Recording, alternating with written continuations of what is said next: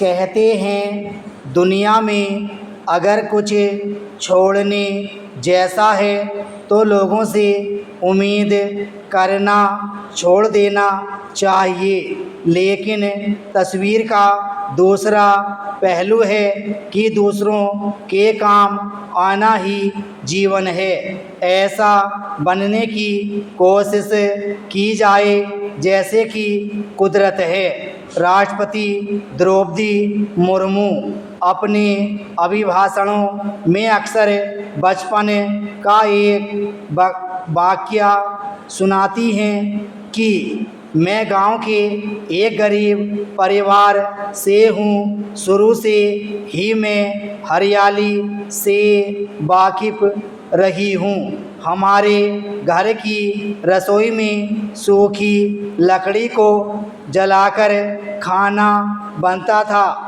क्योंकि हमारे पास खाना पकाने का कोई अन्य साधन नहीं था। मेरे माता पिता जंगल से लकड़ी की टूटी टहनियाँ बीन चुनकर लाते थे, फिर घर लाकर उन्हें कुछ दिन सुखाते और छोटे छोटे टुकड़े करते।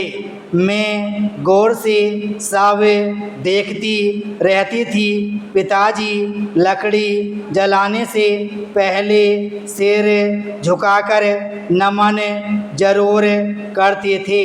मैंने जिज्ञासावश एक दिन पूछ ही लिया कि पिताजी आप लकड़ी जलाने से पहले नमन क्यों करते हैं? तब पिताजी सहज भाव से समझाने लगे कि बेटी यह अब सूख गई है, बहुत पुरानी हो गई है, लेकिन इन्होंने सारी ज़िंदगी हमें फल फूल छाया हवा और पानी दिया है। अब बूढ़ी होकर भी हमारे बड़े काम ही आ रही हैं, इसलिए मैं चोट देने और जलाने से पहले इससे क्षमा मांगता हूँ। नदियाँ अपना पानी स्वयं नहीं पीती, पेड़ अपने फल नहीं खाते और सूरज खुद को रोशन नहीं करता। यानी दूसरों के लिए जीना कुदरत का कायदा है।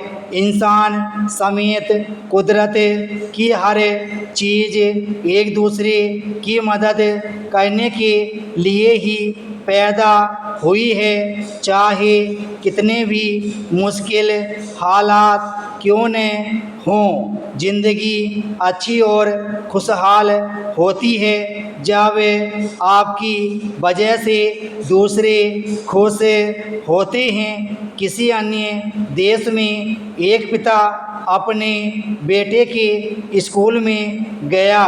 खेल के मैदान के एक तरफ टहलते टहलते उसकी नज़र चटकीले लाल रंग के एक बेंच पर पड़ी। बेंच जरा अलग आकार प्रकार का था।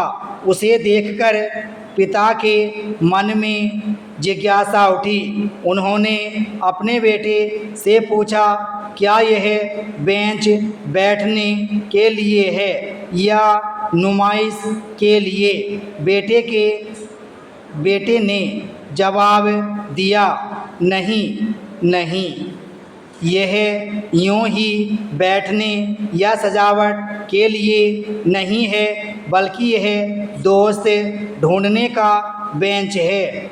जब कोई विद्यार्थी खुद को अकेला महसूस करता है या उसके संग खेलने वाला कोई नहीं होता, तो वह इस प्रकार आकर चुपचाप बैठ जाता है। इस पर यूं अकेला बैठे देख बाकी सहपाठी उसे फौरन अपने संग खेलने का न्योता देने लगते हैं। ब्राह्म स्टॉप।